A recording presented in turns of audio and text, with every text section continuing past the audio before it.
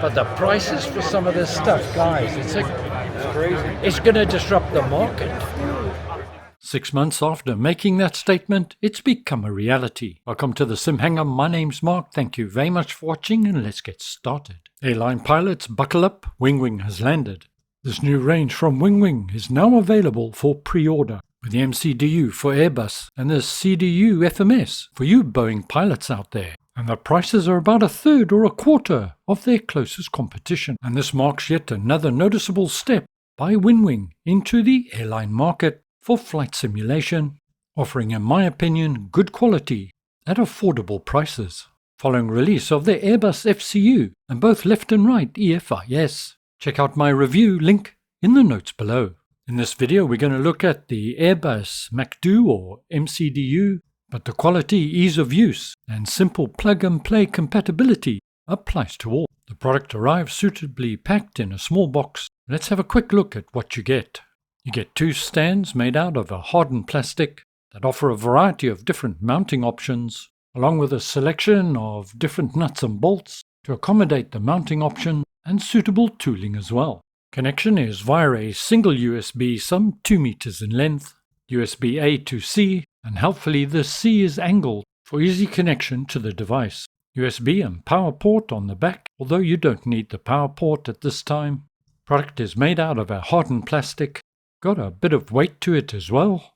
The buttons themselves are rubberized, with a good feel to them and an audible click when you press the button.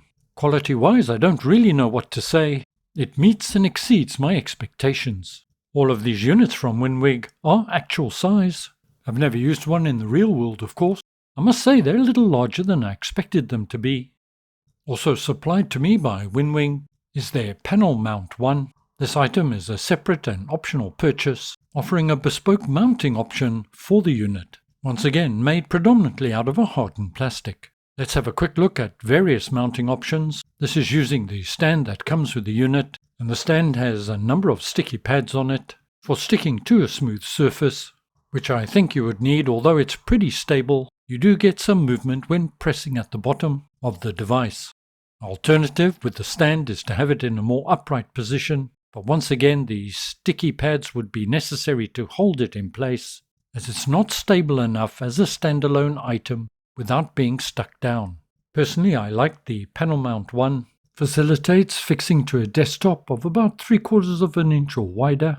Not only will it hold the MCDU in place, but will also allow you to vary the angle to suit your personal preference. Assembly is straightforward, quick and easy. For my test today, I used the panel mount one. I found it fit for purpose. You can vary the friction by tightening the bolts. Nice for users to have this additional option. I'm using it with Microsoft Flight Simulator 2024 today, but also compatible with 2020 via their SimApp Pro software. As you can see, I've got the FCU attached as well. Great place to test the product, make sure everything's working, but there's no configuration required. It auto-detects what aircraft you're flying once you're in sim, and you're done. Range of compatible aircraft available via their website. It's constantly being updated. I wish all peripheral software was this easy. Not only because of plug and play, but the firmware update was a doddle. The units are recognized within Microsoft Flight Simulator, but all configuration is external via the Sim Pro app. I've just jumped into Sim. I'm in the Fenix A320 today. The units have come to life. I'm at Pilot Plus's exceptional EGDD Bristol International. And I can say from the outset that there's no latency with this unit, and no detrimental system overhead that I could perceive. I'm also a big fan that it's an LCD screen and doesn't require a pop-out, so I can say with some confidence the unit is system friendly. Let's now put it to the test. Let's start by checking the METAR for Bristol. The fonts used are not exact, but they're close enough. And also please bear in mind the external physical unit is being filmed externally and edited in, so some of the brightness and colors may not give you an actual true representation, but I can tell you that the colors overall were pretty much spot on, without exception. As mentioned previously, the buttons have a definite click to them, so you know when you've pressed them, but without it becoming cumbersome. There we are, that's what I was looking for, QNH 1035. I've imported my flight plan from SimBrief. but started on the runway with the engines running ready to go. So to make the flight plan active, I'll have to activate the secondary flight plan. Let's go ahead and initialize that. Init request. I think this side-by-side view lets you just see just how responsive it is. I've been using it for about a day and a half now or so, and have yet to find any anomalies where it didn't operate as expected. The unit has 2 light sensors for the backlighting, and will vary the backlighting depending on what sort of light you have in your room. That's pretty neat.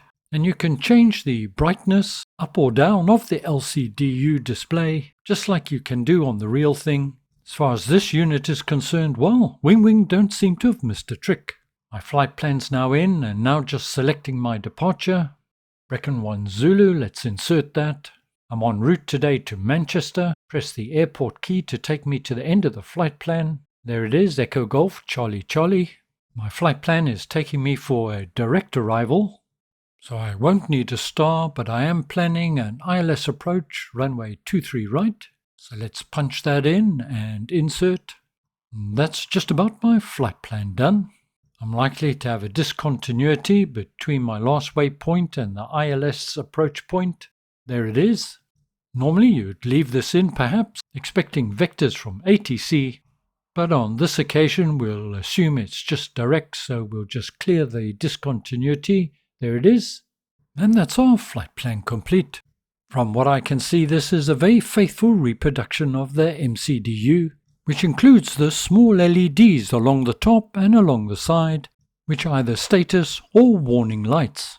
By default, and as you'd expect, it defaults to the left-hand MCDU. We've calculated our takeoff parameters and now just punching in the V-speeds. The one thing that will become immediately obvious to you is just how much quicker it is, as opposed to using the mouse and not having to switch constantly between the MCDU and the EFB. This understandably just feels more natural. We're almost done here now. It's flaps 1 and it's going to be trim is going to be down 0.3. So let's punch that in and we're pretty much ready to go now. Using this in combination with WinWing's FCU and EFIS raises not only the realism but the enjoyment of the whole experience. As of the date of the publication of this video, WinWing have opened up for pre-orders, and of course all relevant links in the notes below. I believe initial shipments in the next 2 to 3 weeks or so, but check their website for details and for updates. The only negative I would note is the MCDU does not shut off when you exit the sim. This is obviously an app bug, something I think WinWing are aware of, and hopefully they'll sort it out in the near future. From a personal point of view, I must say that it's encouraging to see more and more products being developed for the tube liners out there.